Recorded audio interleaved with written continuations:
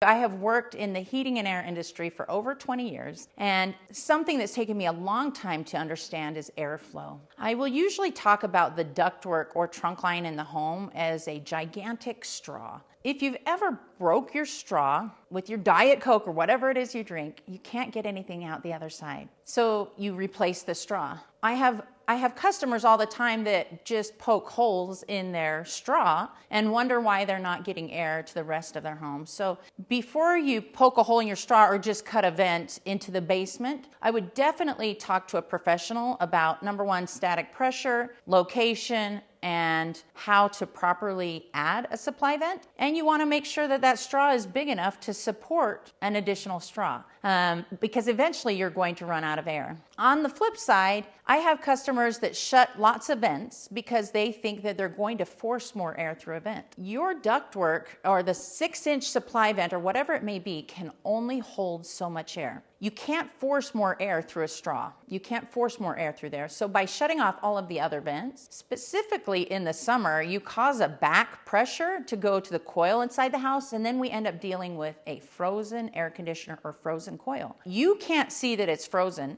What you can do is when you go down to your utility room, there'll be some refrigerant lines in front of the furnace. If you see frost there, usually if there's frost on the outside of the lines, it means that inside the coil is a brick of ice. You're in trouble at that point. If we come out and we see frost on the outside lines, we'll tell you, hey, we'll come back tomorrow after it's drained or after it's defrosted, or we'll turn the furnace on and it's 100 and something degrees out there. If we turn the furnace on, that water has to go somewhere. And oftentimes that coil will just defrost. If you don't have towels set down, it'll just go onto the electrical components of your furnace if you're not prepared or don't understand that there's a brick of ice inside your furnace. So that's what happens when you start shutting supply vents.